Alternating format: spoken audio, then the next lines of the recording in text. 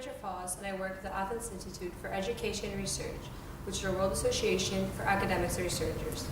I'd like to welcome you to Athener's interview series, where we interview the participants which attend our conferences. Today I'm going to interview Dr. Nuno Valerio, professor at the University of Lisbon in Portugal. Hello, Dr. Valerio. Nice to have you here. So I'd like to begin with asking you to give us a brief academic introduction of yourself, about your career, your education. Well, I was born in Lisbon and in a certain sense always lived in the city. I graduated in economics and then went to work for a while in public service, the Central Planning Department of the Ministry of Finance at the time. Then came to the university and made an academic career, mainly in the field of economic history. So I became professor of the School of Economics and Management of the University of Lisbon in the Department of Economic and Business History. So your major current area of research is? Well, I'd say it's contemporary world, especially the contemporary economy, but with a special interest in long-term processes of evolution. So the idea is that to understand what's going on in the world,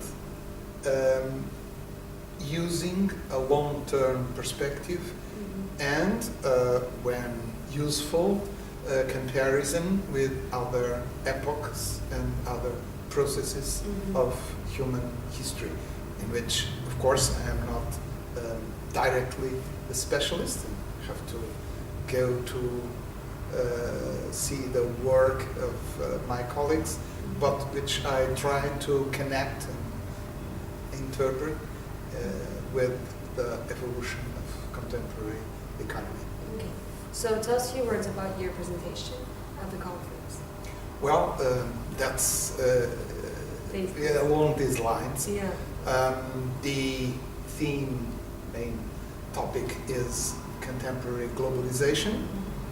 The idea that such a process has very great importance to what the world will become, also, although not only in economic terms, and that comparison with what happened in other moments, other epochs of the history of mankind, in this case, especially in the Mediterranean world, is brings light, brings some understanding, better understanding of what's going on. First, because contemporary globalization, just as the formation of ancient world systems, started as a process of economic integration, of economic interdependence among different regions of the world.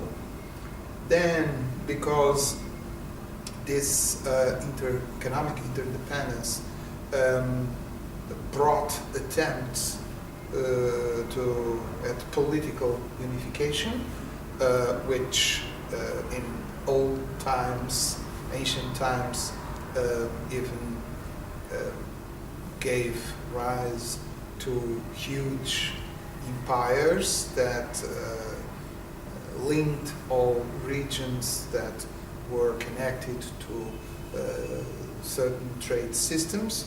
Of course, today's world was never united in a single imperial unit, but that's one of the interesting questions that this kind of analysis and reasoning raises. Will this happen or also with contemporary world. Also, an important perspective that we get is that economic connections and political unification gave rise to cultural unification, the formation of huge civilizations, and we find similar trends in contemporary world towards some homogeneous civilization, which of course may increase in the future, and that's another of the burning questions that this kind of comparison raises, in my opinion. So that's the idea, the main idea of the paper I presented in this meeting, this conference. So since you're from Portugal, can you mention a few things about the history of the Portuguese economy and how the situation in Portugal is today? And maybe can you compare it to the situation of Greece, since both countries face economic difficulties? Well, it's a difficult question, but I believe that in many aspects, Portuguese and Greek evolution of the, let us say, second half of the 20th century and early 21st century were qualitatively very similar. From one point of view, there was the development process. Both countries were relatively poor at the mid-20th century and gradually became highly developed, and that was a situation that was clearly consolidated at the late 20th century. But both also had some structural problems, and especially the twin deficits, external deficit and public deficit, that were very troublesome when the international crisis came at the end of the first decade of the 21st century. Well, I also believe, of course I know Portuguese situation better than the Greek one, that the Greek problems, although qualitatively similar, were quantitatively deeper and worse. And that's the reason why Greece had to call for international European aid earlier, and also the reason why, at least from certain points of view, the Portuguese situation was better solved for the moment being. First, the Greek crisis was the first one, so there was no experience dealing with such what can be called sovereign debt problems of our times, and this led, I believe, to worse immediate proposals for action. And as the problems were deeper, these proposals did not work well.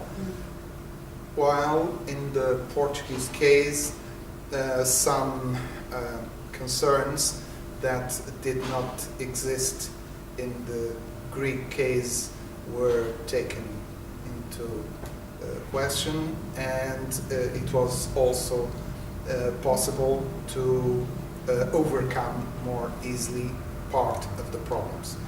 That does not mean that everything is good and solved in the Portuguese case, but certainly had a better evolution for the time being. So how were you introduced to Adler and what made you attend the conference? Well, I had some references from colleagues and had a look at the internet site, and well, I thought that the paper I summarized earlier could be a good proposal, and tried and was accepted. That was how I became contacted, came here at this moment. So what is the status of the higher education system in Portugal? And what do you think are its advantages and disadvantages? Well, I think Portugal, maybe it's not the only case, but it's certainly the Portuguese situation has high education and in general an education system that is good, but I'd say smaller than it would be good for a country with this level, the level of development that Portugal has, both quantitatively, not enough people prepared at different levels and different specializations, and also at a qualitative, from a qualitative perspective, meaning that we have well, good and not very good, not as good as that schools and universities, and